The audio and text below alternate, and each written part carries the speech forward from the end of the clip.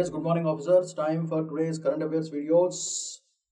26th December 2025. Prelims దగ్గర పడుతుంది కాబట్టి we are going to cover from 3 different newspapers. Hindu, Indian Express as well as Mint. మూడు news papers నుంచి 10 important topics which are useful for prelims as well as for mains. Focus పెట్టడం జరిగింది. So అసలు ఈరోజు topics ఏంటో ఒకసారి క్విక్గా glance కొడదాం.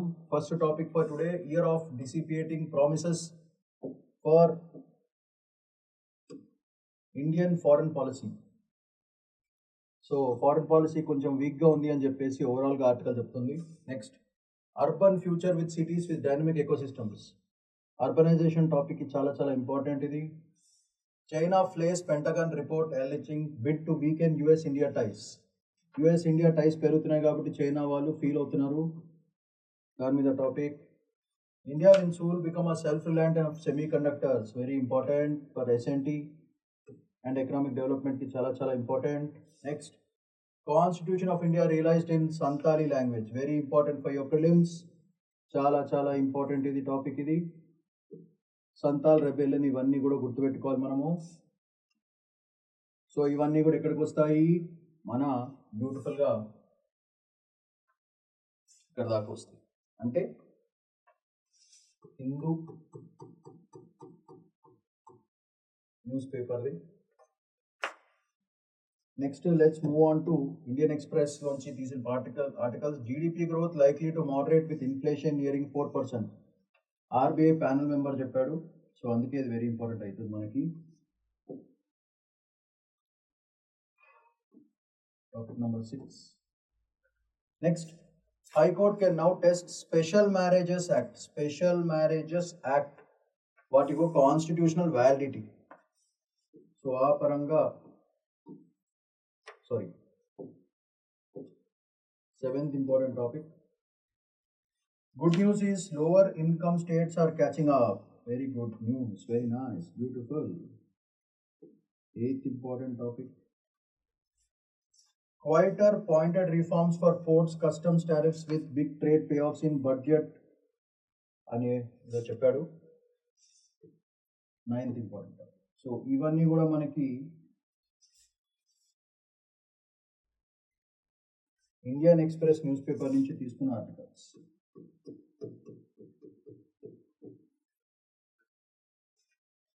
Next, green power is cheaper than ever. Green power is cheaper than ever. ఇది మనకి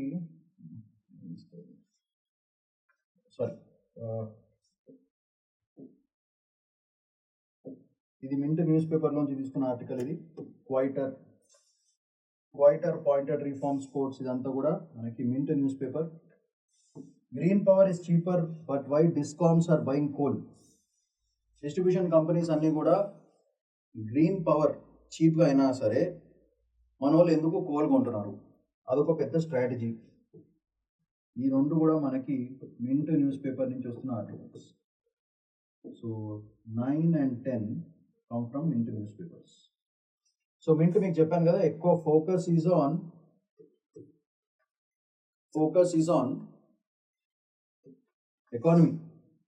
ఎకనామిక్ ఆర్టికల్స్ మనకు చాలా చాలా ఇంపార్టెంట్ దీంట్లో. సో ఈ పరంగా మనం చూసుకోవాలి. 10 different topics from 3 different newspapers.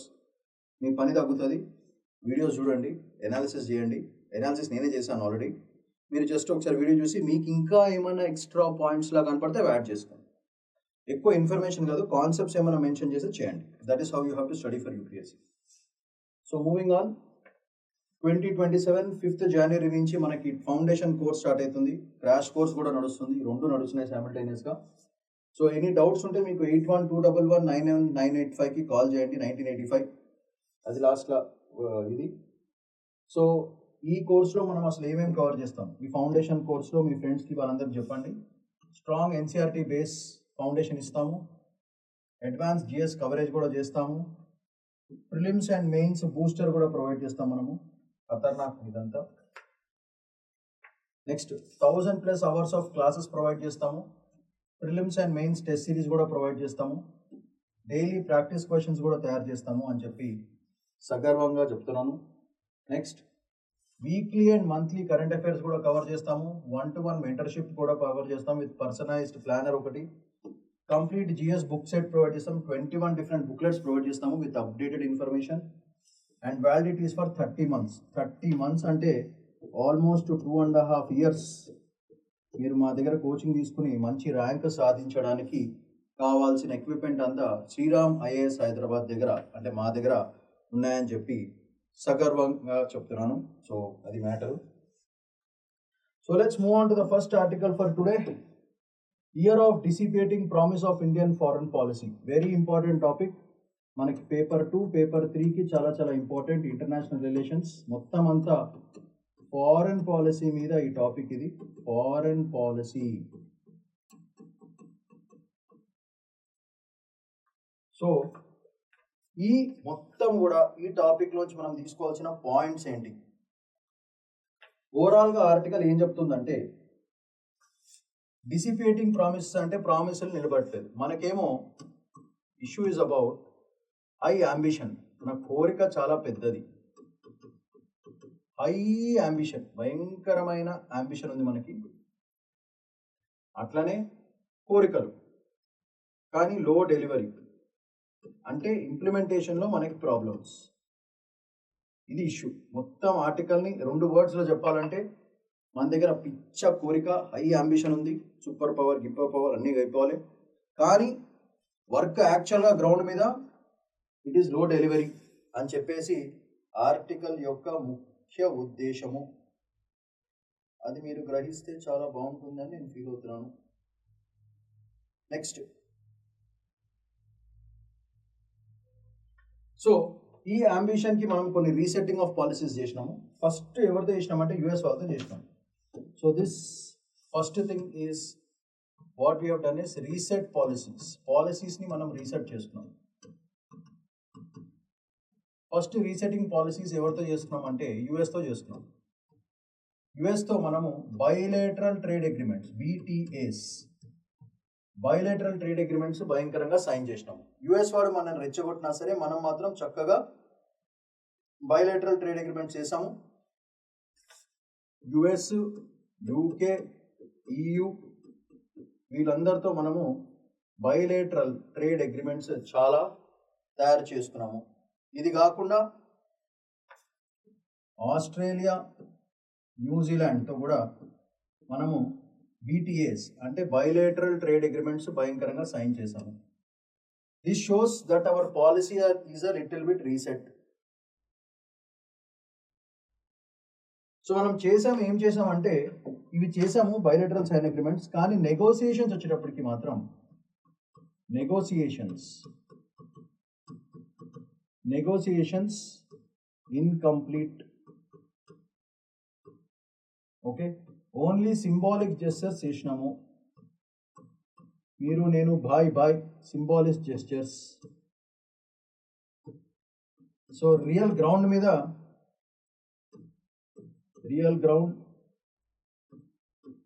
పెద్ద క్వశ్చన్ మార్క్. ముంగడు పోతాయా లేకపోతే ఇది జస్ట్ స్టోరీ లైనా లేకపోతే నిజంగా చేస్తారా అనే దాని మీద మనకి ప్రాబ్లం అవుతుందన్నమాట. సో వీటిని అంటే మనం ఏం చెప్పచ్చు అంటే our performance delivery question mark. నిజంగా ఈ బైలేటరల్ ట్రేడ్ అగ్రిమెంట్స్ వల్ల మనకి మంచి జరుగుతుందా వేరే వాళ్ళకి జరుగుతుందా అనేది ప్రాబ్లం. సో ఇవన్నీ ఇండియా ఎందుకు చేస్తుంది చూసుకుంటే మనం జాగ్రత్తగా మనము చక్కగా US in spite of tariffs మనం వాళ్ళతో డీల్ చేస్తున్నాం. అది కాకుండా రష్యా, ఇదేమో strategic partnership. China avoid fight. ఈ 3 యాంగిల్స్ మనకి యుఎస్, రష్యా ఇంకా చైనాతో క్లియర్గా కనపడుతుంది. సో మనం ఏం చెప్పచ్చు అంటే this is more of a balanced diplomacy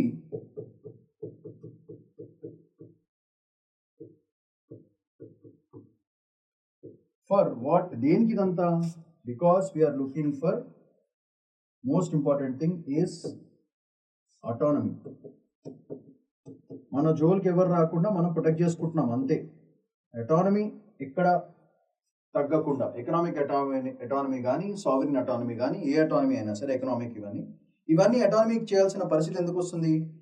economics of the world is not so great right now. So అందుకే కొట్లాడడం కంటే డిప్లొమసీ బెటర్ అని మన వాళ్ళు ఫీల్ అవుతున్నారు. దాన్ని బట్టే చేస్తున్నారు మొత్తం అంతా. So this is for the autonomy of the country, it is not for the delivery of the system. దీంతో పాటు మనకి సైమల్టేనియస్గా కరెంట్ పరిస్థితి చూసుకుంటే మనకేమో బాంగ్లా ఇష్యూ నడుస్తుంది. అదొక పెద్ద డిసడ్వాంటేజ్.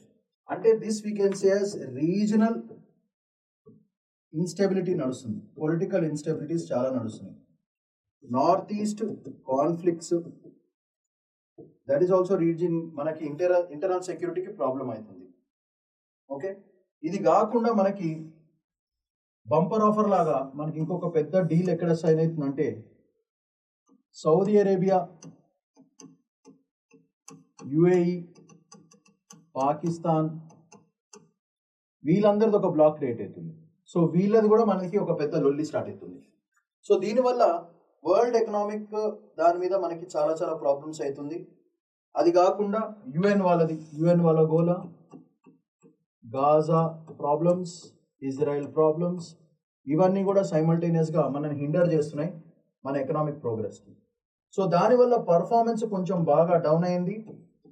ఫారెన్ పాలసీలో మనం ప్రస్తుతానికి చూసుకునేది ఏంటంటే ఓవరాల్గా మన ఎటానమీ మనం కాపాడుకుంటే, అంటే ఎటానమీ అంటే మన ఇండిపెండెన్స్, మన జోలికి ఎవరు రావద్దు, మన sovereign economic, political, social structures ఎవరు డిస్టర్బ్ చేయకూడదు. ప్రస్తుతానికి ఫోకస్ అంతా కూడా దాని మీద ఉందని మనం క్లియర్గా చెప్పొచ్చు.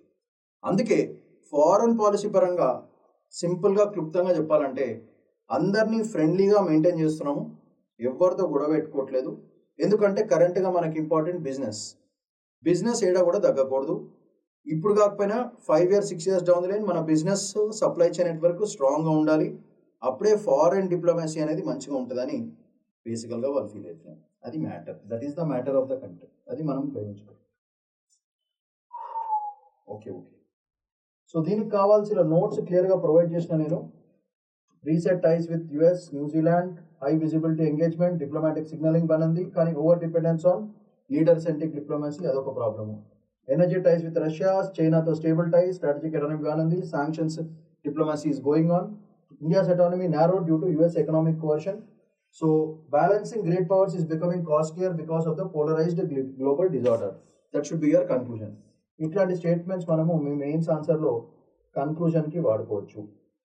ఎకనామిక్స్ బాగాలేకపోవడం వల్ల కోవర్షన్ అంటే ఫోర్స్ స్టార్ట్ చేస్తున్నారు, but still we are able to balance అని చెప్పేసి analysis of this article. So ఇది మీ ఎండ్ ఆఫ్ ద వీడియోలో మెయిన్స్ అండ్ ఫిలిమ్స్ క్వశ్చన్స్ ఒకసారి ఉన్నాయి, try to answer that.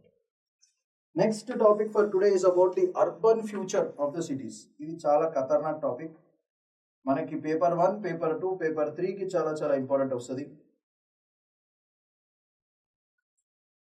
So the urban future with cities is dynamic ecosystem అంటున్నారు. అంటే ఖతర్నాక్ system ఉంది కరెంట్గా అని చెప్పేసి చాలా రోజుల తర్వాత ఒక మంచి పాజిటివ్ ఆర్టికల్ ఒకటి వచ్చింది. సో అందుకే రాసింది అరుణ భట్టాచార్య గారు, ఆవిడ ఒక ఆంథ్రోపాలజిస్ట్, ఆవిడ కూడా రాశారు సోషల్ సిస్టమ్స్ మీద, దాని మీద.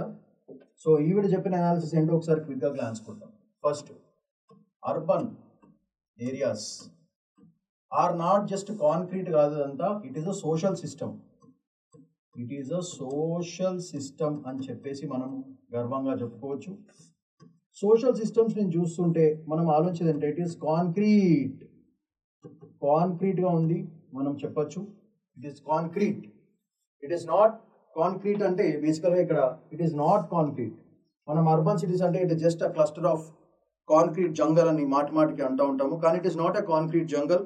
It is a perfect social system which is existing and it is very dynamic అని చెప్పేసి ఆర్టికల్ చెప్పడము జరుగుతుంది అన్నమాట. సో మన అర్బన్ సిటీస్కి మంచి ఫ్లో ఉంది అని చెప్పేసి మనము క్లియర్గా చెప్పచ్చు. సో ఎందుకు ఇదంతా జరుగుతుంది? ఎందుకంటే ఈ అర్బన్ క్లస్టర్స్లో మనకి ఎకనామిక్ గ్రోత్ భయంకరంగా ఉంది. ఫస్ట్ పాయింట్, ఎకనామిక్ గ్రోత్ అంటే డబ్బులు బాగా వస్తున్నాయి, పాలసీ డెసిషన్స్ కూడా ఫాస్ట్గా తీసుకుంటారు. సో ఆ పరంగా మనకి ఒక అడ్వాంటేజ్ అర్బన్ ఏరియాస్లో. పాలసీ ఈజ్ గుడ్, డబ్బులు ఈజ్ గుడ్. దానివల్ల ఏమవుతుంది? ఇన్నోవేషన్ కూడా భయంకరంగా సూపర్గా ఉంది అని చెప్పేసి ఈ సోషల్ సిస్టమ్స్లో మనకున్న అడ్వాంటేజెస్ ఇవి. సో వీటి వల్ల ఇన్ఫ్రాస్ట్రక్చర్ భయంకరంగా పెరిగింది, efficiency of the infrastructure, skill sets పెరిగినాయి, అందరూ మంచి డిఫరెంట్ కైండ్స్ ఆఫ్ ఉద్యోగాలు, డిఫరెంట్ స్టార్టప్ కంపెనీస్ ఇట్లాంటివన్నీ తీసుకొస్తున్నారు. దానివల్ల ఎఫిషియన్సీ పెరిగింది. అండ్ మోస్ట్ ఇంపార్టెంట్లీ ఎవరు మైగ్రేట్ అవ్వట్లేదు, ఇన్కమింగే కానీ అవుట్ గోయింగ్ లేదు. దట్ మీన్స్ ఫార్మల్ రెసిడెన్స్ భయంకరంగా ఇంక్రీజ్ అయిపోయింది. So there is no migration problem. So వీటి వల్ల అవి కూడా మంచిగా పెరిగినాయని మనం క్లియర్గా హ్యాపీగా చెప్పచ్చు. సో ఇక్కడ ఈ ఫార్మల్ రెసిడెన్స్ లో మనం గుర్తుపెట్టుకోవాల్సిన మేజర్ ఫ్యాక్టర్ ఏంటంటే migrants and non locals. Migrants plus non locals కూడా వీళ్ళు కూడా ఫార్మల్ రెసిడెన్సీకి వచ్చేసారు. అంటే వాళ్ళు కూడా ఆల్మోస్ట్ పర్మనెంట్ రెసిడెన్స్ లాగే ఫీల్ అవుతున్నారు. ఇక్కడికి వచ్చి సంపాదించుకుని వెళ్ళాల్సిన అవసరం ఉండట్లేదు వాళ్ళకి. వాళ్ళు ఇక్కడే ఉంటున్నారు, ఇక్కడే ఉద్యోగాలు చేసుకుంటున్నారు, ఇక్కడే ఇల్లులు కొనుక్కుంటున్నారు, ఇక్కడే అసెట్స్ కొంటున్నారు, ప్రాపర్టీస్ కొనుక్కుంటున్నారు. So they are becoming like locals. ఆ పరిస్థితి వచ్చేసింది. So that is a very beautiful thing, చాలా మంచిది. సో దీనివల్ల మైగ్రేషన్ ఇష్యూ రావట్లేదు, అసలు కవర్ కూడా చేస్తలేదు అనమాట. సో దీనివల్ల the concept of social exclusion, అది వెరీ ఇంపార్టెంట్. ఇక్కడ మనం గుర్తుపెట్టుకోవాల్సిన మేజర్ పాయింట్ ఏంటంటే దీనివల్ల సోషల్ ఎక్స్క్లూషన్ అనేది పెద్దగా జరగట్లేదు, చాలా తగ్గిపోయింది. అందరూ కలిసిమెలిసి బ్రతికేస్తున్నారు అని చెప్పేసి ఆవిడ బేసిక్ ఐడియా. సో దీనివల్ల ఏమవుతుంది, there is a important concept. మనకి సోషాలజీ రాసే వాళ్ళకి చాలా ఇంపార్టెంట్ అయిన కాన్సెప్ట్ చెప్తా. ఈ సోషల్ ఎక్స్క్లూజన్ తగ్గిపోవడం వల్ల there is a concept of homogeneous social systems భయంకరంగా క్రియేట్ అయినాయి దీనివల్ల. హోమోజీనియస్ సోషల్ అంటే ఎవరికి పెద్దగా తేడాలు డిఫరెన్స్లు లేవు భయ్యా, అందరూ ఆల్మోస్ట్ ఈక్వల్గానే ఉన్నారు, పెద్దగా మనం ఫీల్ అవ్వాల్సిన అవసరం లేదని క్లియర్గా చాలా గట్టిగా చాలా మంచిగా చెప్పారు వాళ్ళు. So homogenisation of social systems జరుగుతున్నాయి. సో అందరూ ఒకేలాగా ఉండడము, దాన్ని హోమోజనైజేషన్ అంటారు. హోమోజీనియస్ మాలిక్యూల్స్ అంటే మాలిక్యూల్స్ అన్ని ఒకేలాగా ఉంటే హోమోజీనియస్. హెట్రోజీనియస్ అంటే డిఫరెంట్ మాలిక్యూల్స్ అంటే హెట్రోజీనియస్. సో మన అర్బన్ సిస్టమ్స్ అన్ని కూడా హోమోజీనియస్ సోషల్ సిస్టమ్స్ లాగా తయారవుతున్నాయని చెప్పేసి ఆవిడ ఎనాలిసిస్, ఆవిడ ఆర్టికల్ అది మాట. సో దీనివల్ల ఏమవుతుందంటే అర్బన్ గవర్నెన్స్ ఏదైతే ఉందో, ఈ ఫైనల్గా it will lead to urban governance. So urban governance is more moving towards one language, one city, one citizen అనే ఒక నోషన్లోకి వెళ్ళిపోతుంది, విచ్ ఇస్ 1+1 ఆఫర్ లాగా అన్ని 1 అయిపోతుంది. So everyone is becoming very equal, 1 model వెళ్ళిపోతుంది. So this is a very beautiful thing which is happening అని చెప్పేసి మనం చెప్పొచ్చు. ఎప్పుడైతే గవర్నెన్స్ అలా డామినేటెడ్గా అందరినీ ఈక్వల్గా చేస్తుందో దానివల్ల ఏమవుతుంది అంటే best part is it leads to sustainability. Sustain అవుతాయి ఇవన్నీ, అర్బన్ క్లస్టర్స్ అన్నీ కూడా సస్టైన్ అవుతాయి, సోషల్ సిస్టమ్స్ కూడా సస్టైన్ అవుతాయి, లాంగ్ లివ్డ్గా ఉంటాయి, చాలా ఏళ్ళు ఇదే సిస్టమ్ కంటిన్యూ అవుతుంది అని చెప్పేసి అర్బన్ సిస్టమ్స్ని మనం తప్పు పట్టడానికి లేదు. It is creating a new social order అని చెప్పేసి ఆవిడ బ్యూటిఫుల్ ఎనాలిసిస్. అర్బనైజేషన్ మీద చాలా రేర్గా మంచి ఆర్టికల్స్ వస్తాయి, పాజిటివ్ ఆర్టికల్స్ వస్తాయి. This is one of those positive articles. ఇది బాబా ఎనాలిసిస్. సో దీనికి కావాల్సిన notes, growth hubs but socially detached, అదొక ప్రాబ్లం ఉంటుంది, ఎవరి పనిలో వాళ్ళు ఉంటారు, పెద్ద ఇంటరాక్షన్స్ ఉంటావు. సో ప్లానింగ్ అజ్యూమ్స్ హోమోజీనియస్ అన్ని కాన్సెప్ట్స్ పెట్టాను, ఒకసారి మీరు చదువుకుంటే ఎండ్ ఆఫ్ ద వీడియోలో mains and prelims questions please try to answer that. Next, China places Pentagon report alleging bid to weaken US India టైస్. US-India టైస్ బాగా పెరిగినాయి అని చెప్పేసి చైనా ఫీల్ అవుతుంది. దీనికి పెద్ద మ్యాటర్ ఏం లేదు, same matter again and again. China వల్ల మనం ఏ డెవలప్మెంట్ అయినా సరే వాళ్ళ కోపం వస్తుంది, అది తెలిసిన విషయమే. సో దీని మీద పెద్ద రాయడానికి ఏం లేదు, ఓన్లీ నోట్స్లో కొన్ని ఇంపార్టెంట్ పాయింట్స్ ఉన్నాయి, అవి తీసుకుంటే మీకు more than sufficient for this particular beautiful topic. First, China's objection. China accuses users of using India to contain China. So చైనాని తగ్గించడానికి ఇండియాతో రిలేషన్స్ పెంచుకుంటుంది, ఓకే పెంచుకుంటుంది. So Pentagon report distorts facts. Pentagon relations ఏం చెప్తుంది, బేసికల్గా రిపోర్ట్స్ అవన్నీ కూడా ఫ్యాక్ట్స్ వాళ్ళకు ఒకటి చెప్తుంది, మనకు ఒకటి చెప్తుంది అని చెప్పేసి చైనా ఫీల్ అవుతుంది, ఓకే ఫీల్ కానీ. ఒక రీజనల్ డిస్కార్డ్ క్రియేట్ చేయడానికి ఇండియా చైనా మధ్యన ఒక వార్ క్రియేట్ చేయడానికి యూఎస్ ప్లాన్ చేస్తుందని చెప్పి ఇప్పుడు బ్లేమ్ చేస్తుంది యూఎస్ని. ఒక పెద్ద పవర్ రైవల్రీ నడుస్తుంది. స్ట్రాటజిక్ డిస్ట్రస్ట్ పెరుగుతుంది యూఎస్కి చైనాకి మధ్యన. China claims LAC situation generally stable, మీరు వచ్చి మళ్ళీ పుల్లబెట్టద్దు అని చెప్పేసి చైనా చెప్తుంది. కానీ మనం చైనా నమ్మం కదా, అదొక ఇష్యూ ఉంది. So contradicts India's concerns over disagreement. So ఇది మేజర్ పాయింట్స్. దీంట్లో డిఫెన్స్ కోఆపరేషన్ విత్ పాకిస్తాన్తో చేయడం వల్ల పెద్ద ఇష్యూ. ఎందుకు మీరు పాకిస్తాన్తో చేస్తున్నారు? దానివల్ల India US defence టైస్ discomfort create అవుతుంది. చైనా పాకిస్తాన్ స్ట్రాటజిక్ అలైన్మెంట్ని స్ట్రెంథన్ చేస్తుంది. అవును, మేము పాకిస్తాన్తో చేస్తాం, మీకేంది బాధ? పాకిస్తాన్ ఇండియా కూడా పడితే మేము పాకిస్తాన్ ఎందుకు ఫ్రెండ్షిప్ చేయకూడదు అని చైనా వాళ్ళు రిటార్ట్ అవుతున్నారు. ఓకే, సో స్ట్రాటజిక్ బ్యాలెన్సింగ్ నడుస్తుంది. అందుకే ఒక 2 front security pressure is on India right now. China, Bangladesh, పక్కన యుఎస్ అన్ని కూడా వస్తాయి. China opposes US military dominance in Asia. That is one thing. This is a star point. So sees a Quad and Indo-Pacific strategy as containment of China. చైనాని contain చేయడానికి ఈ Quad Indo Pacific relations పెంచుకోవడానికి US చేస్తున్న ప్రయత్నం అని చెప్పేసి US మీద చిన్నగా ఫీల్ అవుతుంది. So sovereignty and peace rhetoric మాటిమాటికి మాట్లాడుతున్నారు, కానీ అక్కడ చేసే పనులు డిఫరెంట్గా ఉన్నాయని చైనా ఫీల్ అవుతుంది. ఓకే, ఇండో పెసిఫిక్ స్ట్రాటజీ మనకు చాలా important. Militarization of regional geopolitics is going on right now. So this will be a scope for essay. Essay ki చాలా ఇంపార్టెంట్ అవుతుంది అండ్ మెయిన్స్ కూడా చాలా పనికొస్తుంది. Militarization of geopolitics. The topic itself is Khatarnak. Militarization of geopolitical situations. So that is what is going on with respect to China, US and India. Idi paristiti. So end of the video mains and prelims questions. Please try to answer them. Next, India will soon become self-reliant in semiconductors. So Amit Shah garu ఒక booklet release చేసినారు. దీంట్లో ఒకసారి ఒక చిన్న explanation చేద్దాము, అది చాలా important మనకి.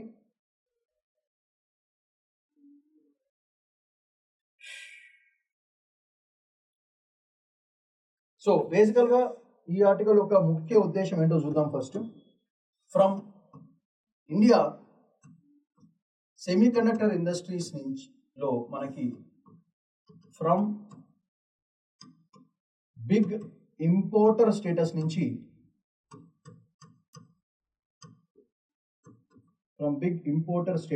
we are moving towards big exporter status.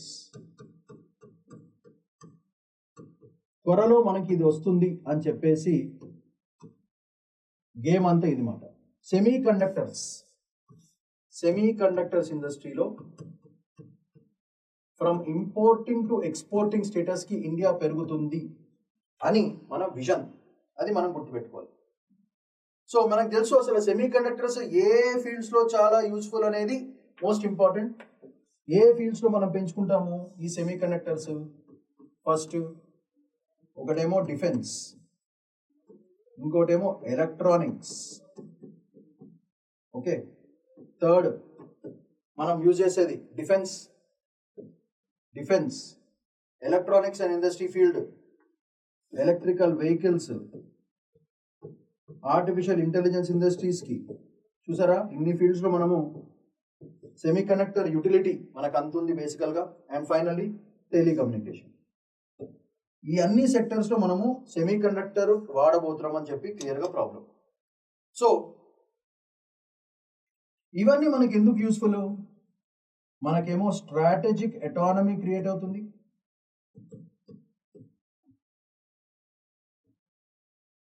Next tech development జరుగుతుంది, నెక్స్ట్ ఇంపోర్ట్ కాస్ట్ తగ్గుతుంది,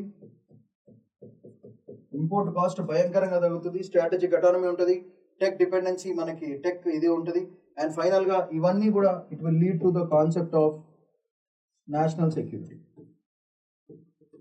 ఇవన్నీ కూడా మనకి ఎందుకు యూస్ఫుల్? నేషనల్ సెక్యూరిటీకి చాలా యూస్ఫుల్. ఇది పాయింట్ మనము మెన్షన్ చేయాల్సింది మెయిన్స్ లో. సో ఈ లాజిక్ పరంగా it increases our national security అని మనం గర్వంగా చెప్పుకోవచ్చు. అందుకే ఈ స్టేటస్ రావాలి అంటే మనం ఒక మిషన్, ఒక స్కీమ్ పెట్టాలి. ఆ మిషన్ పేరే ISM, అంటే semi conductor machine.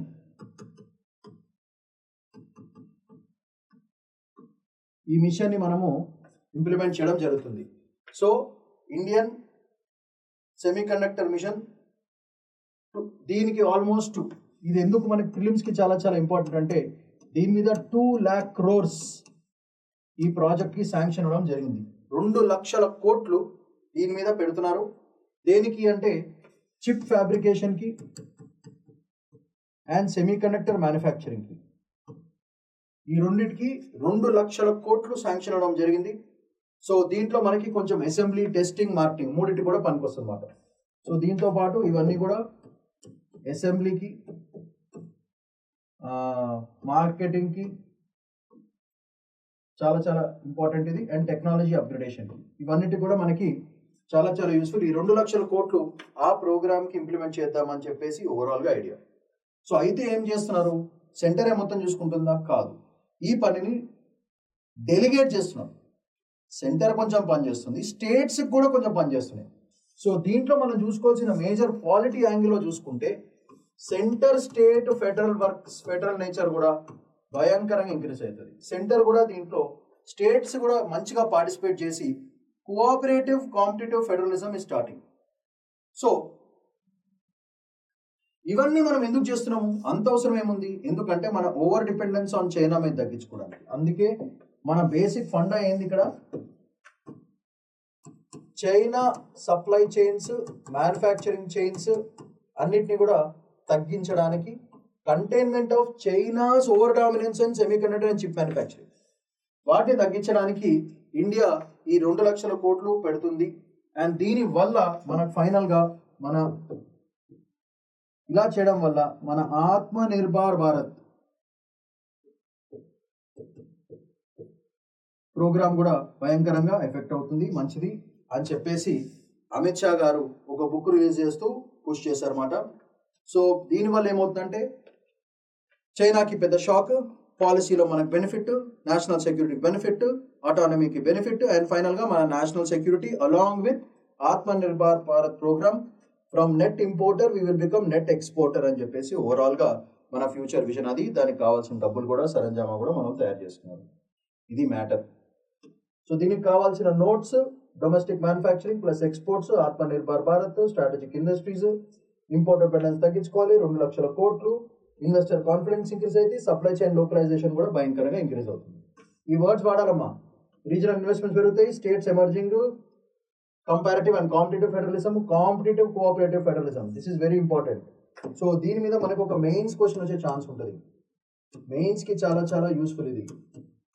So that is one thing that you have to remember. అది కాకుండా textile industry, Mitra parks, agro industries, cotton, Malwa Chambal దగ్గర integrated development approach, diversified economic base కూడా మనం క్రియేట్ చేసుకుంటున్నాము అని చెప్పేసి గౌరవంగా మనం చెప్పుకోవచ్చు. ఇది మ్యాటర్ అప్ప. అది ఎండ్ ఆఫ్ ద వీడియోలో mains and prelims questions answer చేయండి. Next question, constitution of India released Santali language.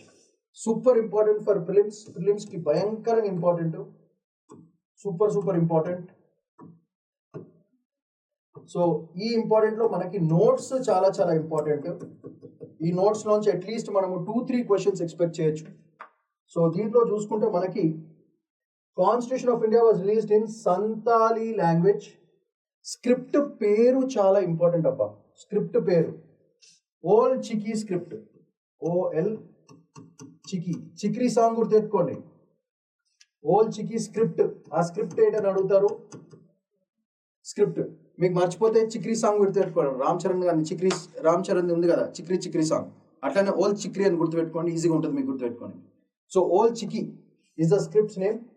ఇది బేసికల్గా కాన్స్టిట్యూషన్ని రీడబుల్ చేయడానికి especially for Santal tribe communities. మన ప్రెసిడెంట్ గారు ట్రైబల్ కమ్యూనిటీ నుంచి వచ్చారు కాబట్టి ఇది ఒక very good initiative. President garu tribal community వచ్చి ఏం చేశారు అంటే ఇలాంటివి చాలా చేశారు ట్రైబల్ కమ్యూనిటీస్, కానీ మనం చాలా గొప్పగా చెప్పుకునే విషయం ఇది. సో సంతాల్ ట్రైబల్ కమ్యూనిటీస్కి అందరికీ కాన్స్టిట్యూషన్ ఆఫ్ ఇండియా, దీన్నే main streaming of tribal communities into the society అంటారన్నమాట. అంటే వాళ్ళందరూ మార్జినలైజ్డ్ సొసైటీస్ కాబట్టి వాళ్ళని మెయిన్ స్ట్రీమ్లో తీసుకురావాలంటే ఫస్ట్ కాన్స్టిట్యూషన్ ఏంది, మీకున్న గైడ్ ఏంది అంటే కాన్స్టిట్యూషన్. ఆ కాన్స్టిట్యూషన్ ఇంగ్లీష్లో ఇప్పటివరకు ఉండదు కాబట్టి అఫీషియల్ లాంగ్వేజ్లో ఉన్న ట్రైబల్ లాంగ్వేజెస్లో ఎక్కడ లేదు. అందుకే for the first time tribal లాంగ్వేజ్లో తీసుకొస్తున్నారు కాబట్టి this becomes highly very important for your prelims as well as for your mains. రెండింటికి చాలా ఇంపార్టెంట్. లాంగ్వేజ్ అనేది ఎంత ఇంపార్టెంటో చెప్పడానికి very important topic. Santal tribal community. So reflects a shift from symbolic recognition to functional constitutional inclusion. Constitutional inclusion కి ఈ language అనేది చాలా చాలా ఇంపార్టెంట్ అయిపోతుంది. అది వెరీ ఇంపార్టెంట్. దానివల్ల ట్రైబల్ కమ్యూనిటీస్ కి యాక్సెసిబిలిటీ పెరుగుతుంది. అందరూ కాన్స్టిట్యూషన్ ని చదువుకోగలుగుతారు. దీన్ని ఏమంటారు అంటే డెమోక్రటైజేషన్ ఆఫ్ లాంగ్వేజెస్ అంటారు. Democratisation of constitutional knowledge among tribal citizens. So ఇది మనకి స్కోప్ ఆఫ్ మెయిన్స్ క్వశ్చన్ ఇక్కడ వస్తుంది అన్నమాట. How democratisation of language brings real democracy అని ఒక మెయిన్స్ క్వశ్చన్ రావచ్చు, ఎస్ఏ క్వశ్చన్ రావచ్చు. దానికి this will be a solid example అని మనం చాలా గర్వంగా ఫీల్ అవ్వాల్సిన విషయం ఇది. It's a very beautiful thing that the president has been doing. Excellent job. So Santali ఎవరు మాట్లాడతారు? One of India's largest tribal communities Santals across ఏ రీజియన్స్ లో ఇది దొరుకుతారు వాళ్ళందరూ? Jharkhand, Odisha, west Bengal, Bihar. So this will be a scope of prelims question. Match the following అడిగే question prelims లో చాలా important. Match the following questions అడుగుతారు. స్టేట్స్ ఇచ్చి, కమ్యూనిటీస్ ఇచ్చి, ఏ కమ్యూనిటీ వాళ్ళు ఏ స్టేట్ కి సంబంధించింది అని ఒక క్వశ్చన్ అడుగుతారు. చాలా రెగ్యులర్ స్టాండర్డ్ క్వశ్చన్ అది. సో దానికి very useful. Constitution is published in Old Chiki. It is an indigenous script created in 1925 by Pandit Raghunath Murmu. Adi mata. This will be a scope of prelims question. Prelims ki chala chala super important. It is an independent script. Idi mana Devanagari script nunchi teesindi kaadu. It has its own style. It has its own script. It has its own dialect. So sonta oka original script idi. Ade Old Chiki script. So not derived from Devanagari or Roman nunchi kaadu. Phonetics, scientific language anta, it is an independent script. So that gives a scope of prelims question. Em adutaru script nalgaidu ichi which of the following is an independent script ana question adutaru. So daniki this is very important. So oral traditions and folk fare ni protect cheyadaniki idi oka beautiful pathway. So mains question lo answer rashinappudu idi mana rayachu. Santali is listed in the 8th schedule. This will be a scope of prelims question. A schedule is provided chesaru, 8th schedule. But Old Chiki ensured real linguistic autonomy. Linguistic self-determination ki chala manchidi. Preservation of language ki manchidi. Script ki manchidi. Cultural identity ki chala chala manchidi. అని మనము conclusion చేయొచ్చు దీంట్లో. అయితే ఇప్పటివరకు script గురించి మాట్లాడుతున్నాము. మరి సంతాల్ వాళ్ళ గురించి కూడా మాట్లాడుకోవాలి కదా. సంతాల్ ఎవరు, ఏ రెబిలియన్స్, ఇండిపెండెన్స్ టైంలో వాళ్ళు చేసినంత దేశ సేవ ఎవరు చేయలేదు. అందుకే Santal rebellion very very very important. మీకు మోడర్న్ హిస్టరీలో, ప్రీ ఇండిపెండెన్స్ హిస్టరీలో అండ్ ఎస్పెషల్లీ మన ట్రైబల్ కమ్యూనిటీస్ దాంట్లో it's an excellent thing. So దాన్ని ఖచ్చితంగా చదువుకోవాలి. Santal Hul 1855-56 earliest organized tribal revolts. Prelims కి చాలా ఇంపార్టెంట్. ఎవరు లీడ్ చేశారు? Sidhu and Kanhu Murmu. Very important for prelims. British colonial administration ని టార్గెట్ చేశారు, జమీందార్స్ ని టార్గెట్ చేశారు, మనీ లెండర్స్ ని ఇచ్చి పడేశారు. సో ఇది super point. This is super point. వీళ్ళందరినీ వేసి పడేసినారు. Formal education in Santal, documentation of Santal laws, customs and songs. వీటిని డాక్యుమెంటేషన్ చేయడం very good. Published in the constitution Ol Chiki connects indigenous knowledge with modern governance. That is also very good. Symbolic and practical empowerment జరుగుతుంది. India's డైవర్సిటీని పెంచినట్టు ఉంటుంది. So using Santal in Old Chiki affirms unity without cultural and marginalized voices ni manamu తీసుకొస్తున్నాం అని చెప్పడానికి ఇది ఒక beautiful point.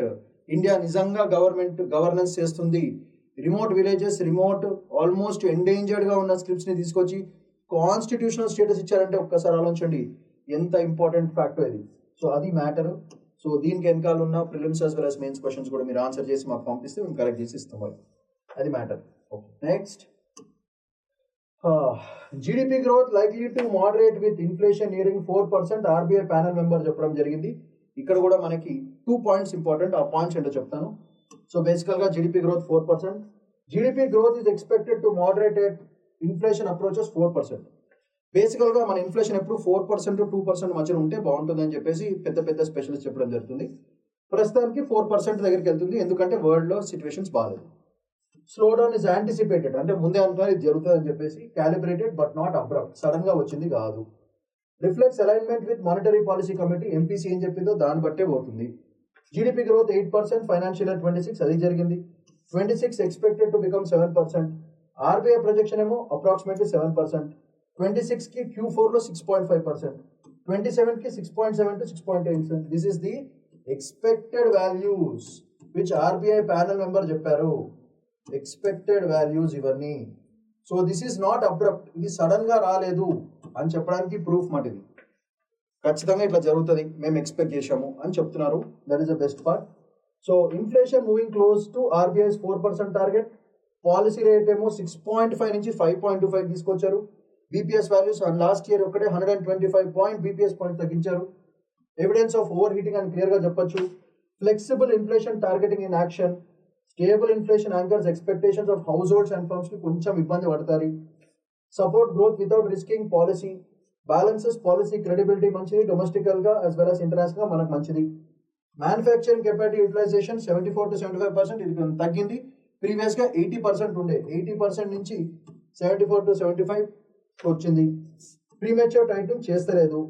Growth aspirations with macro stability కూడా ఉంది అని చెప్పేసి ఆర్బీఐ ప్యానల్ మెంబర్ చెప్పారు. సో మనమంతా అవి నమ్మి ఎగ్జామ్లో వస్తే ఆన్సర్ చేయడమే. సో ఎండ్ ఆఫ్ ద వీడియోలో కాన్సెప్చువల్ క్వశ్చన్స్ అడిగాను, ఒకసారి ఆన్సర్ చేయండి. Next question, HC can now test special marriages. ఇది very important for paper 1, paper 2, paper 3 మూడింటికి చాలా ఇంపార్టెంట్.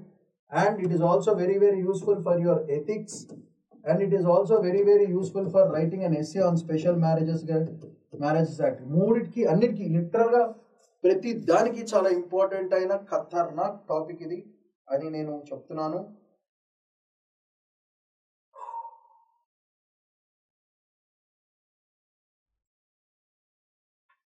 సో దీనికి కాన్స్టిట్యూషనల్ వ్యాలిడిటీ, ఇది హైలైట్ పాయింట్. కాన్స్టిట్యూషనల్ వ్యాలిడిటీ ఎంత ఉంది అనేది క్వశ్చన్. సో ఇది ఎనాలిసిస్ చేయాల్సిన ఆర్టికల్. సో ఫస్ట్ మనకి చెప్పేది ఏంటి, వాళ్ళు అనుకునేది ఏంటి, చెప్పేది ఏంటో ఒకసారి ప్రశాంతంగా చూసుకుందాం. First one is special marriage act. అది చాలా ఇంపార్టెంట్. ఇది it's a personal choice.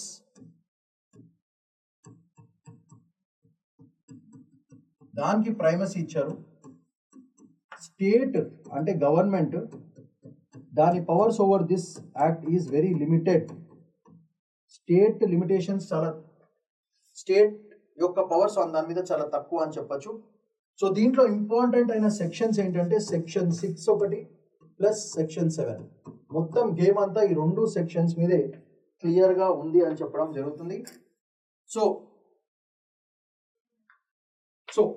Problem ఏంటంటే ఈ inter caste, inter religion, gender అన్నిటి కూడా ఇట్స్ అ చాయిస్. నా లైఫ్ని ఎవరితో గడపాలి అనేది నా చాయిస్. దీంట్లో స్టేటు, గవర్నమెంట్ వీళ్ళెందుకు ఇన్ఫార్మ్ చేయాలి, ఫస్ట్ పాయింట్. సో ఎవరికైనా ఇబ్బంది ఉంటే గవర్నమెంట్ ఏం చెప్పిందంటే మీ కల్చరల్ అట్రిబ్యూట్స్ని మీ దాన్ని బాగా డిస్టర్బ్ చేస్తే 30 days ముందే మీరు ప్రయర్గా మాకు నోటీస్ ఇవ్వాలి అని చెప్పేసి అనమాట. సో దీంట్లో ఇంపార్టెంట్ పాయింట్ ఏంటంటే 30 day ప్రయర్ నోటీస్ ఇవ్వాలి మీరు అని క్లియర్గా కోర్ట్స్ చెప్పాయి. 30 days ప్రయర్ నోటీస్ ఇవ్వాలి, పబ్లిక్ నోటీస్ ఇవ్వాలి. Invitation of objections before the marriage. So any objections of such kind of marriage, దానికి 30 days ముందే మీరు ప్రయర్గా నోటీస్ ఇవ్వాల్సిన పరిస్థితి ఉంది. సో దీనివల్ల ఏమవుతుంది, ఒక ప్రైవేట్గా ఉన్న మ్యాటర్ పబ్లిక్ అవుతుంది, అక్కడ ఇష్యూ వస్తుంది. ప్రైవేట్గా ఉన్న మ్యాటర్ పబ్లిక్ ఇష్యూ మీద ఎందుకు రావాలి అనే దాని మీద చర్చ కూడా జరుగుతుంది ఇప్పుడు బేసికల్గా. So procedural intrusion into personal liberty. So దీనివల్ల ప్రాబ్లం ఏంటంటే private issue is becoming a public issue. So why, ఎందుకు చేయాలి, ఒక ప్రైవేట్ మ్యాటర్ పబ్లిక్ ఎందుకు చేయాలని ఓవరాల్గా. సో అందుకే కోర్ట్ ఏం చెప్పిందంటే ఈ ప్రైవేట్ మ్యాటర్స్ ఏంటంటే ఆర్టికల్ 21కి కొంచెం ఇబ్బంది, రైట్ టు ప్రైవసీ ఇది చాలా ఇబ్బంది, అదొక రైట్, దాన్ని ఉల్లంఘిస్తున్నాము. ఆర్టికల్ 14 రైట్ టు డిగ్నిటీ, ఇవన్నీ కూడా దెబ్బ పడిపోతాయి ఈ పబ్లిక్ ఇష్యూ చేయడం వల్ల అని చెప్పేసి ఓవరాల్గా చెప్పడం జరుగుతుంది. సో అందుకే ఇట్లాంటి నాస్టీ డెసిషన్స్ మనం తీసుకోవద్దు రాబాయ్ అని చెప్పి supreme court gave the authority to high court to deal with those special marriages. You don't have to wait for anyone. ఈ స్పెషల్ మ్యారేజెస్ మీద డెసిషన్స్ హైకోర్టు వాళ్ళకి making sure that the constitution validity is maintain పరంగా చెప్పడం జరుగుతుంది. సో దీనివల్ల ఏమవుతుందంటే ఒక కాన్స్టిట్యూషనల్ మ్యాటర్ మీద హైకోర్టు డెసిషన్, నార్మల్గా సుప్రీంకోర్టు తీసుకుంటారు కదా, supreme court has given the power to high court అంటే బేసికల్గా this is showing that high courts can intervene into constitutional matters, constitution matters మీద decision. So this will stand, supreme court పరంగా హైకోర్టుకి పవర్ ఇచ్చిందంటే this will act as the president. President అంటే ఏంటి చెప్పాను కదా ముందే చాలాసార్లు. ఇప్పటి నుంచి కూడా హైకోర్టు ఏమైనా కాన్స్టిట్యూషన్ మ్యాటర్స్లో డెసిషన్ తీసుకుంటే ఈ కేసుని ప్రెసిడెంట్ కింద తీసుకుని, రీసెంట్గా హైకోర్టు ఈ జడ్జ్మెంట్ ఒక కాన్స్టిట్యూషన్ మ్యాటర్ మీద డెసిషన్ తీసుకున్నట్టుగా ఫ్యూచర్లో ఏమన్నా హైకోర్ట్స్ కాన్స్టిట్యూషన్ మ్యాటర్స్ మీద డెసిషన్ తీసుకుంటే వాళ్ళు తీసుకుంటారు. So this will act as a very strong president అని మనం చెప్పచ్చు. దీనివల్ల జుడిషియల్ రివ్యూ కాన్సెప్ట్ ఏదైతే ఉందో, జుడిషియల్ రివ్యూ మామూలుగా ఇదంతా కొంచెం ఓవర్ సెంట్రలైజ్డ్గా ఉంది. ఈ ఓవర్ సెంట్రలైజ్ నుంచి తగ్గుతుంది అన్నమాట. It will be delegated to different high courts. అది డెలిగేషన్ ఆఫ్ పవర్స్ అంటారు. దీంతో పాటు మనకి ఏమవుతుందంటే దీన్నే we can call this point where supreme court and high court కలిసి పనిచేస్తున్నారు కాబట్టి దీన్ని మనం అనే వర్డ్ ఏంటంటే జుడిషియల్ ఫెడరలిజం. జుడిషియల్ ఫెడరలిజం అనే ఇష్యూ మీద మనకి ఒక మెయిన్స్ క్వశ్చన్ ఎక్స్పెక్ట్ చేయొచ్చు. మెయిన్స్కి చాలా చాలా ఇంపార్టెంట్. సో జుడిషియల్ ఫెడరలిజం అనే దాని మీద మనకి స్కోప్ ఆఫ్ క్వశ్చన్ ఇక్కడ ఉంది. దీంతో పాటు ఏమవుతుందంటే ఇవన్నీ చేయడం వల్ల ఏమవుతుంది, ఎవరైతే ఆ స్పెషల్ మ్యారేజ్ చేసుకుంటారో కపుల్స్కి కూడా చాలా ఇంపార్టెన్స్ పెరుగుతుంది, డెమోక్రటైజేషన్ ఆఫ్ లాస్ అవుతుంది, ఇన్ఈక్వాలిటీస్ తగ్గుతాయి, కన్జర్వేటిజం తగ్గుతుంది. అందరూ మూసుకుని వింటారు ఫస్ట్, ఎందుకంటే కోర్టు ఆర్డర్ ఇచ్చింది కాబట్టి. ఎంత పెద్ద తోపైనా సరే ఒక్కసారి సుప్రీంకోర్టు హైకోర్టు డెసిషన్ ఇచ్చినాయంటే మూసుకుని చెయ్యాలా. దానివల్ల ఏమవుతుంది, ఏదైతే కన్జర్వేటివ్ మైండ్ సెట్ ఉందో అవన్నీ మారుతాయి. ఈ జనరేషన్ కాకపోతే నెక్స్ట్ జనరేషన్ మారుతాయి. దానివల్ల ఓవరాల్గా అందరూ వితౌట్ ఇన్ఈక్వాలిటీస్ మంచిగా హ్యాపీగా ప్రశాంతంగా ఫ్యామిలీస్తో ఉంటారు. అండ్ వాళ్ళ లైఫ్ చాయిసెస్ వాళ్ళే మేక్ చేస్తున్నారు కాబట్టి వాళ్ళ కాన్సిక్వెన్సెస్ కూడా వాళ్ళే ఫేస్ చేస్తారు అని చెప్పేసి మనము గర్వంగా చెప్పుకునే ఒక బ్యూటిఫుల్ ఆర్టికల్ ఇది. సో బేసికల్గా దిస్ హోల్ ఇష్యూ మనకి మెయిన్స్లో కానీ దాంట్లో ఎక్కడ వస్తుంది అంటే టాపిక్ వెరీ ఇంపార్టెంట్ ఇది మీకు. It comes under the concept of constitutional morality versus social morality. So దీని మీద మనకి scope of mains question and ఎస్ఏకి చాలా ఎథిక్స్లో వస్తుంది. మెయిన్స్, ఎథిక్స్ అండ్ ఇవన్నీ కలుపుకుని లక్కీగా ఉంటే ఎస్ఏ కూడా వచ్చే ఛాన్స్ ఉంటుంది. సో మూడు పరంగా మనకి టాపిక్ అనేది చాలా చాలా ఇంపార్టెంట్ అని చెప్పేసి చెప్పచ్చు. సో దీనికి కావాల్సిన నోట్స్ ఇచ్చాను. Section 6 and 7 special marriage act 30 day prior notice, decline to transfer the case from Delhi high court తర్వాత ఇచ్చేశారు. సోషల్ హెరాస్మెంట్, వెజిటల్ ఫేస్ ఇవన్నీ కూడా ఇది తెలిసింది కదా, ఆనర్ కిల్లింగ్స్, సోషల్ హెరాస్మెంట్ ఇవన్నీ మస్తు జరుగుతాయి. సో రైట్ టు ప్రైవసీ పోతుంది, ఈక్వాలిటీ పోతుంది, పార్ట్నర్ సెలెక్షన్ అనేది privacy, substantial high court judgement pending elsewhere, constitution litigation, protects couples from honour based violence, encourage of SMA for interfaith marriage అని చెప్పి మనం క్లియర్గా చెప్పొచ్చు. అది matter. So end of the video mains and previous questions please try to answer. Next, the good news is lower income states are catching up. That is very very beautiful. దీంట్లో statistics very important. So ఈ పరంగా చూసుకుంటే economic convergence జరుగుతుంది అంటే low plus high states mix అవుతున్నారు. So poorer states are growing faster. So growth spreading beyond traditional hubs to eastern as well as central states which is a very very beautiful thing. దీన్నే మనం ఏమంటామంటే 2 speed economy అంటామాట. 2 speed economy. So indicates movement away from 2 speed economy towards balanced development. That is a major point. ఎందుకు జరుగుతుంది? Why is it happening? Expenditure భయంకరంగా improve అయింది, infrastructure భయంకరంగా improve అయింది, లాజిస్టిక్స్ ఎక్కువ ఇంప్రూవ్ అయినాయి, రోడ్స్ ఇంక్రీజ్ అయినాయి, రైల్వేస్ ఇంక్రీజ్ అయినాయి, టెక్నాలజీ ఇంక్రీజ్ అయింది. These are the factors for this kind of development. ఈ స్టేట్స్ లోవర్ స్టేట్స్లో కాన్సన్ట్రేషన్, ఎక్స్పెండిచర్, ఇన్ఫ్రాస్ట్రక్చర్ అన్ని జబర్దస్త్ పెరిగినాయి కాబట్టి ఇవన్నీ కూడా సూపర్గా పెరుగుతున్నాయి. సో ఇవి కాకుండా ఏ states like UP, Bihar, Assam, Rajasthan shows strong growth momentum. And అక్కడి నుంచి ట్యాక్స్ డెవల్యూషన్ కూడా భయంకరంగా ఉంది. అండ్ వాళ్ళకి గ్రాంట్స్ కూడా ఈ స్టేట్స్కి భయంకరంగా ఇస్తున్నారు. So that is the reason why so much development is taking. So revenue support నుంచి క్యాపెక్స్ లెడ్ ఫిజికల్ స్ట్రాటజీ. ఇదే స్ట్రాటజీ మీద యూనియన్ బడ్జెట్ 27 కూడా దీని మీద డిపెండ్ అయింది. 27 budget is based on this. So investment led growth budget అని చెప్పారు కదా. So this will add as a beautiful point that you can mention. Investment led growth కావాలంటే నేను చెప్పాను కదా, ఒక బ్యూటిఫుల్ ఐడియా చెప్పాను. ప్రతి స్టేట్ని ఒక్కొక్క టెక్నాలజీకి, ఒక్కొక్క ఇండస్ట్రీకి ఒక హబ్లా చేద్దామని ఐడియా. దానికి ఒక జిఐ ట్యాగ్ ఇచ్చేసినామంటే దాని ఆథెంటిసిటీ కూడా పెరిగిపోతుంది. So every state becomes hub of something. దానివల్ల అక్కడ ఉన్న జనాలకి గ్రోత్ పెరుగుతుంది, కొత్త ఎకానమీస్ డెవలప్ అవుతాయి, కొత్త జాబ్స్ క్రియేట్ అవుతాయి, వచ్చే ఫ్యూచర్ జనరేషన్కి మంచిది, డబ్బులు పెరుగుతాయి, స్టాండర్డ్ ఆఫ్ లివింగ్ పెరుగుతుంది, ఎకనామిక్ ట్రాప్స్ నుంచి బయటపడతారు జనాలు, ఈ కన్జర్వేటివ్ మెకానిజం నుంచి బయటపడతారు. People will become more and more matured with lot of money in their hands. And spending కూడా మంచిగా ఉంటుంది, కంట్రీకి మంచిది, ఎకనామిక్ గ్రోత్కి మంచిది, మన జీడిపి వాల్యూ పెరుగుతూ ఉంటుంది, దానివల్ల పర్ క్యాపిటల్ ఇన్కమ్ పెరుగుతూ ఉంటుంది. This will be the future in the coming 10 years అని మనం చెప్పొచ్చు. సో లోవర్ స్టేట్స్ వాళ్ళ గ్రోత్ పెరగడం అనేది it is a super point which the government is doing అని చెప్పొచ్చు. So poorer states now spending more. That is a very good point on roads, irrigation and power. GDP per capita income growth ఉంటుంది, absorb investments కూడా పెరుగుతాయి, broad based and structural income growth కూడా పెరుగుతుంది, governance and execution capabilities are improving అని మనం క్లియర్గా చెప్పొచ్చు. So weak governance ఇప్పుడు కొంచెం తగ్గింది, పువర్ ప్రాజెక్ట్ ఎగ్జిక్యూషన్ తగ్గింది, over dependence on central funding కూడా కొంచెం తగ్గుతుంది because the investment. So infrastructure without human capital May yield limited returns. Private investments will follow public spending, durable convergence. ఇవి conclusion points. ఇవి కొట్టేసినామంటే more than sufficient for this particular article. End of the వీడియోలో mains and prelims questions please try to answer. Next మింటిలోంచి article quieter pointed reforms for ports.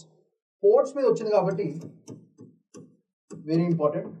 So customs tariffs and big tariff errors in budget 2027. So ఇది expected బడ్జెట్లో ports economy మీద మనకు చాలా important అవుతుంది. So దీని మీద మనం ఒక చిన్న అనాలిసిస్ చేద్దాము, క్విక్ అనాలిసిస్ చేస్తాం. సో దట్ మెయిన్ మ్యాటర్ మీకు అర్థమైతే చాలు, మిగతాది ఇన్ఫర్మేషనే. సో అది మాట. సో దీంట్లో మనకి ఏంటంటే బేసికల్గా ఈ పోర్ట్స్ నుంచి బిజినెస్ డెవలప్ అవుతుంది. సో పోర్ట్స్ పరంగా చూసుకుంటే 27 బడ్జెట్లో మనకి ఓవరాల్గా ట్రేడ్ కాంపిటీషన్ భయంకరంగా పెరిగింది. ఇది పెరిగింది కాబట్టి స్పీడ్ పెరిగింది, speed of doing the trade has increased and we have made the tariff structures also very simple by nature so that ఎవరికి ఇంపుల్గా ఉంటుంది అన్నమాట. సో లాకింగ్ లేదు, స్పీడ్ అండ్ సింప్లిసిటీ రెండు పెరిగినాయి దానివల్ల బికాస్ ఆఫ్ ట్రేడ్ కాంపిటీషన్ అని మనం క్లియర్గా చెప్పొచ్చు. సో బేసికల్గా ఇక్కడ మనం చూసుకునేది 2027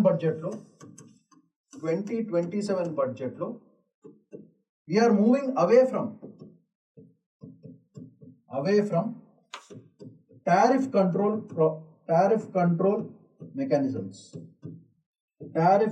మెకానిజం నుంచి మనం దూరం అవుతున్నాం, which is a very good point.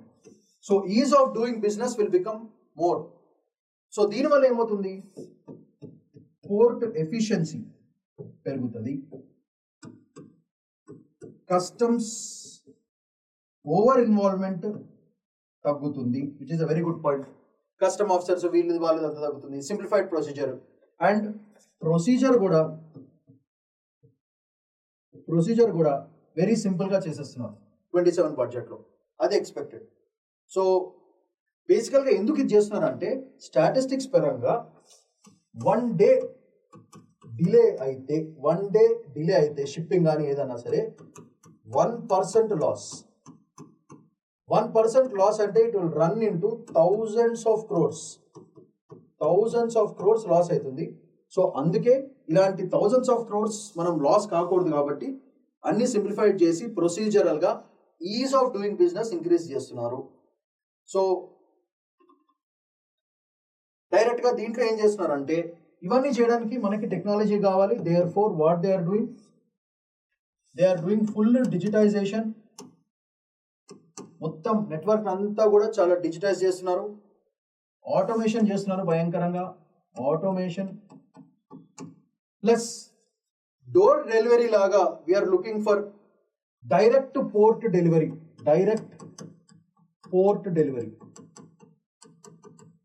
ఈ మూడు కూడా బాగా ఎన్హాన్స్ చేస్తున్నారు. డిజిటైజేషన్, డైరెక్ట్ పోర్ట్ డెలివరీ, ఇవి కూడా ఇంక్రీజ్ చేస్తున్నారు. సో ఇలాంటి సిస్టమ్స్ ని తీసుకురావడం వల్ల పోర్ట్స్ మీద జరిగే బిజినెస్ భయంకరంగా పడిపోతుంది, మనకు బాగుంటుంది.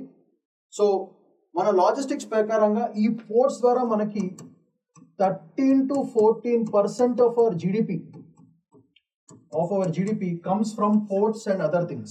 అందుకే అంటే మనకు వచ్చే ప్రతి 100 రూపాయల్లో, కంట్రీకి వచ్చే 100 రూపాయల డబ్బుల్లో 13 రూపాయల నుంచి 14 రూపాయల వరకు మనకి పోర్ట్స్ బిజినెస్ నుంచి వస్తుంది. అంటే imagine in lakhs of crores.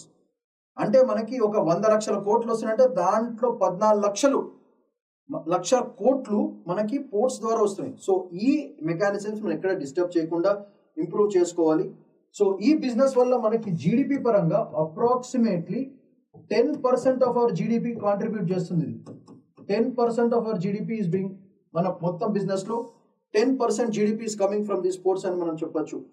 So బేసికల్ గా ఎక్స్పోర్ట్ కాంపిటేటివ్స్ ని పెంచారు, టారిఫ్స్ తగ్గించారు, బడ్జెట్ లో ఇన్వెస్ట్మెంట్, గ్రోత్, డెవలప్మెంట్, దానివల్ల పోర్ట్ ఇండస్ట్రీ వాళ్ళకి సూపర్ న్యూస్ అని చెప్పేసి మనం చెప్పొచ్చు. End of the video mains and films question. దానికి కావాల్సిన నోట్స్ 1 డిలే కట్స్ 93 అవర్స్ నుంచి 48 అవర్స్కి వచ్చింది. Digitisation, automation, direct payment, exemptions plans, disputes ఏవైతే ఉన్నాయో తగ్గించుకోవడం, ఎక్స్పోర్టర్స్ అండ్ ఇంపోర్టర్స్ కి ఫాస్టర్ క్లియరెన్సెస్ దొరుకుతాయి, అది major factor. 14% advanced economies only 8 to 9%, EU 30 to 35% of India's this one. Efficient ports and customs help analysis. Uncertain global trade లో resilience ఉండాలి కాబట్టి మనం ప్రస్తుతానికి కొంచెం స్లోగా ఉన్నా సరే విల్ గ్రో ఫాస్టర్ అని చెప్పేసి మనం చెప్పొచ్చు. End of the video mains and films questions, please try to answer. Next, wintry green power is cheaper than ever but why discounts are chasing coal. Coal ఎందుకు ఈ టైంలో కోల్ అయిందిరా బై అని చెప్పేసి overall analysis of the article. So ఇది ఒక strategical analysis మనం చూసుకుంటే. సో ఎందుకు చేస్తున్నారు, బేసికల్ గా coal important for electricity. So ఇప్పుడు తక్కువ కాస్ట్ అయింది కాబట్టి ఫటాఫట కొనేసుకుంటామని చెప్పేసి ఓవరాల్ ఐడియా. సో రిలయబిలిటీ అనేది చాలా important.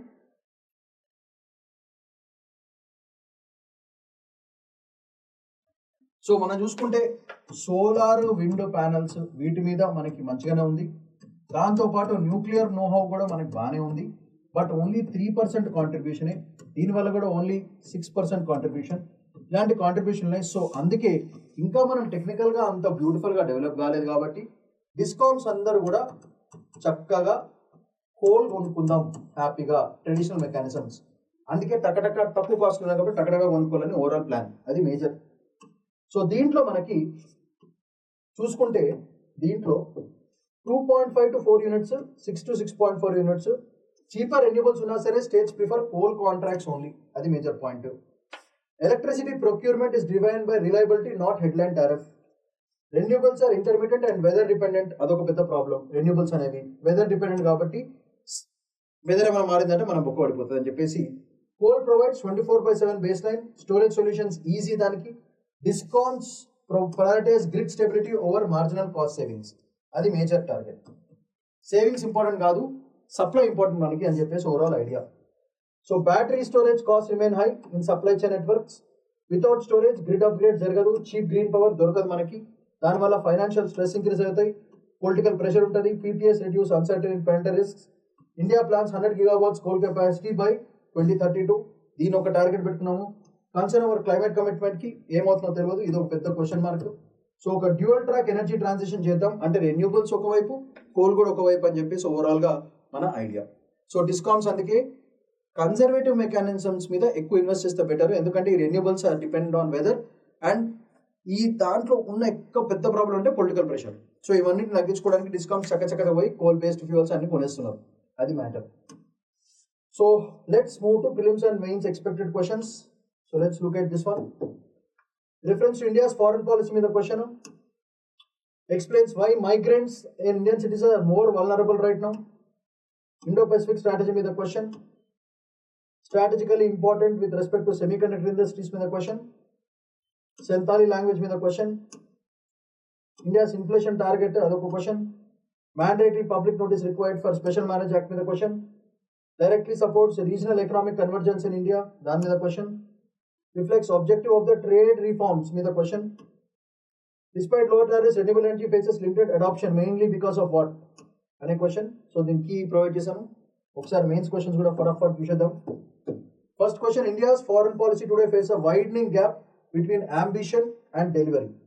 Critically examine this with respect to global power rivalry and autonomy. Why should Indian cities be viewed as dynamic social ecosystems? Then discuss Indian cities, physical spaces and urban governance with a question. Next, analyze another China's objection for growing India-US for regional stability in Indo-Pacific region. Next, discuss the strategic and economic significance of semiconductor manufacturing for India's long-term technological sovereignty ki ela useful అని చెప్పేసి question అడుగుతున్నారు. Next, how does making the constitution available in tribal languages strengthen democratic participation and constitutional culture of India అని చెప్పేసి question. Explain why modernization of GDP growth alongside declining inflation can indicate macroeconomic stability rather than economic slowdown అనే question. దీన్ని explain చేయమన్నారు. How అన్నాడు. Next, examine the constitutional concerns associated with mandatory public notice requirement under the Special Marriages Act. Very important. To what extent will the public capital expenditure contributed to reducing regional economic disparities among Indian states? Very important question. Why are not port efficiency with the question? Customs reforms, reductions in enhancing competitiveness అని చెప్పేసి why అని అడుగుతున్నాడు. Discuss the trade-off between energy insecurity and energy transition in India's power sector with reference to the DISCOM behavior currently అనేది overall question analysis. ఈ questions మీరు జాగ్రత్తగా రాసి పంపిస్తే మేము కరెక్ట్ చేసి పంపిస్తాము. మీకు మంచిది, మాకు మంచిది, ర్యాంకులు తెచ్చుకోవడానికి చాలా ఈజీ అవుతుంది. So that's all for today. Shravan Padipalli signing off. Bye.